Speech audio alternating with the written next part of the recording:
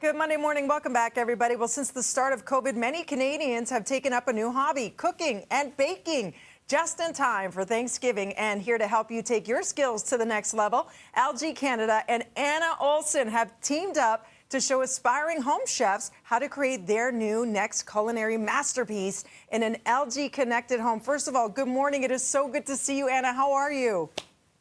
Oh, I'm good, Dina. It's so good to be here. Thank you for having me. So happy that you're doing well, and that looks stunning behind you. Can't wait to tuck into that recipe. Before we do, let's talk about it. Thanksgiving is fast approaching. A lot of us, we just talked during the break, have changed our plans. But how do you get to doing all those dishes and staying on top of them? That's the biggest challenge for me all the time.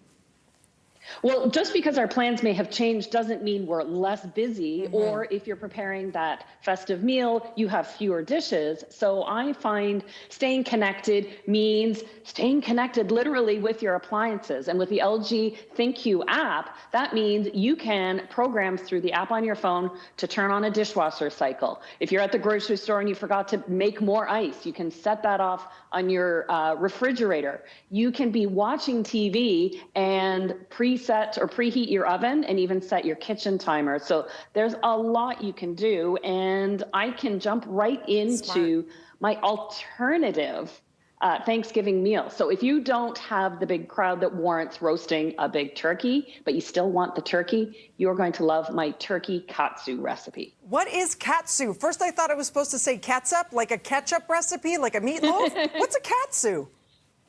Katsu simply means cutlet in Japanese. Oh. And so you can use any cut of meat, and turkey is perfect. What is amazing about it, this is a baked recipe. Normally you would order it in a restaurant and it would be deep fried, but we're going to use the LG air fry technology and make these super crispy while juicy on the inside. But before I get into the turkey, I get all of my side dishes ready. Okay. So I want to keep it light and fresh because I still am planning for the leftover snacks later. I've got a great cucumber salad with some rice vinegar and sesame oil to it.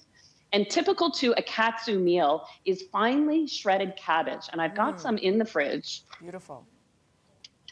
And the key to make the crunchiest cabbage is to actually soak it in ice water. Oh. And so these are, look at these aren't cubes, they're spheres. Very and cool. I love using the spheres because when it's time to drain out the cabbage and pat it dry, the spheres are easy to remove as opposed to little shards of cubes. So then I just toss this with a little lemon juice and ginger. And so you've got that nice little sparkle. And the katsu sauce, you mentioned ketchup, Dina, is a mix of ketchup, soy sauce, and Worcestershire sauce. And that's all it is. I can't say Worcestershire really, either.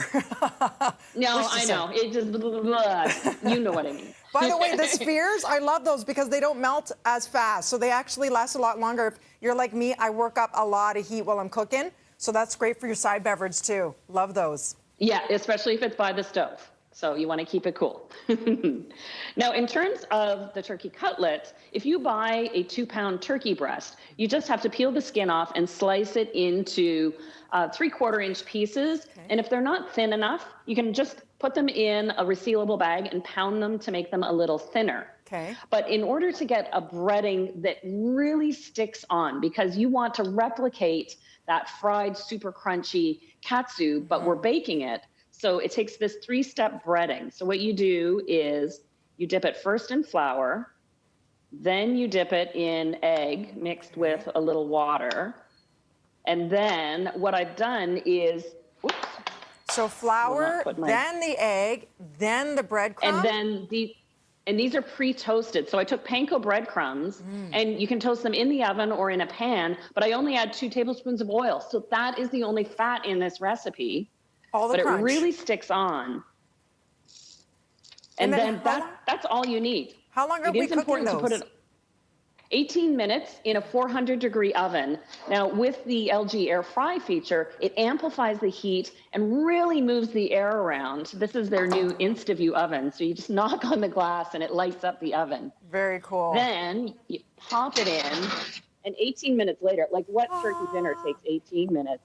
None. And that's perfect, like you said. I went from wanting to host Thanksgiving to it's going to be turkey katsu for 2, my husband and I. So that's great. You can eat the leftovers the next day. It looks beautiful. Oh, a crunchy chicken sandwich or a turkey sandwich. And yes, you can do it anytime. You don't have to limit this, of course, to Thanksgiving, but you can use chicken, you could use pork.